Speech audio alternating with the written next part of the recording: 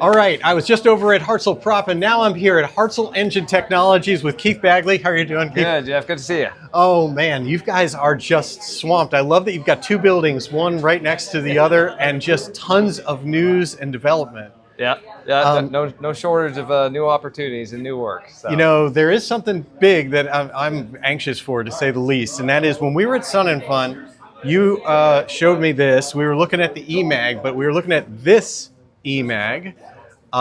This time we've got something we weren't seeing before. Looks an awful lot like a regular Magneto, except I can tell you right now, this thing is light and easy. What am I looking at here? Yeah, so you're looking at our solid state ignition system. So this is going to be the certified replacement for traditional Magnetos, so both slick and Bendix style Magnetos. It meets actually it's a little bit lighter than the traditional S4000. A lot mags. lighter, yeah. Drop in, no impulse coupling, no backup battery required, so true PMA replacement. It's got the internal generator that kicks in at 500 RPM, so self-powering, self-exciting. Just a great replacement overall. So we're really excited about this. The really cool thing is we've done engine starts, engine testing, so we're actually moving into what we consider to be the certification configuration. In September, we're going to be starting endurance testing and certification testing. October, we're going to have units flying on customers' airplanes. So really progressing pretty quickly for the certification. It's really exciting. I am anxious to get this one on the Bonanza, and I'll tell you, I did a little bit of a deeper dive with some of the folks that were here. I talked to Alan Buffkin, we went into some detail about it. It is fascinating to me how much is actually in this unit. And the fact, again, it is so much lighter and easier to do. I've been on the fence about anything when it comes to electronic ignition in terms of recommending it to people. In the past, just because of backup battery, are you doing one versus a dual setup, of wiring and harnesses and all the things that go into it that can be problematic, new circuit breakers, different switches. This just changes all of it. It is really, you mentioned drop-in, this is really drop-in. True drop-in, yeah. So you don't need that backup battery system, like because the economics of an electronic ignition, it makes sense because you don't have the wear items that have to be replaced every 500 hours. But with the current offerings out there, you need that backup battery, and that backup battery, kind of skews the economics. With this existing configuration, drop-in replacement, no 500-hour, replacement, no wear items, right. TBO. Yeah, it's a game changer. And the other thing is that built into this is the timing advance that's used for starting. So normally you've got, obviously, you've got an impulse coupling, and you have to have that, we're used to hearing the snap. And the impulse coupling goes around to do that. That we talked about. I did a video on that with the new power-up Magnetos that you've got, where we've got better technology to handle impulse coupling. But when this comes out, the impulse coupling goes away. No more impulse coupling. Wow. Yeah. So you've just got P-lead. And I like how you've also maintained not just drop-in for putting the Magneto on the engine, but even for the things that we all do in the field to do things like measure RPM. So you may have, if you've got like a JPI or an Electronics International monitor, engine monitor, your TAC is picked up through a Hall sensor that's going right through the vent hole.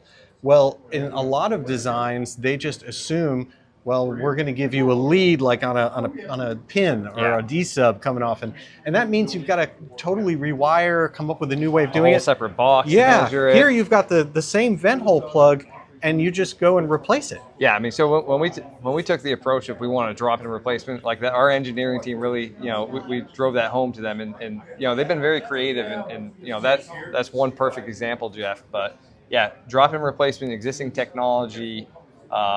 So yeah, this is going to be the gold standard in terms of electronic ignition. So watch this space, because I think this is going to be one of the most important things to happen in maintenance of a traditional engine in a very long time. We've taken that technology and now made it just like this. But again, no advance in flight for anyone who's thinking about that. That's what keeps it within type design. That's why it's not an STC. Correct. It's just a drop-in. For experimental aircraft, still going with the eMag that does allow for things like that for experimental aviation. So that's there. Check out eMag with that, again, from Hartzell.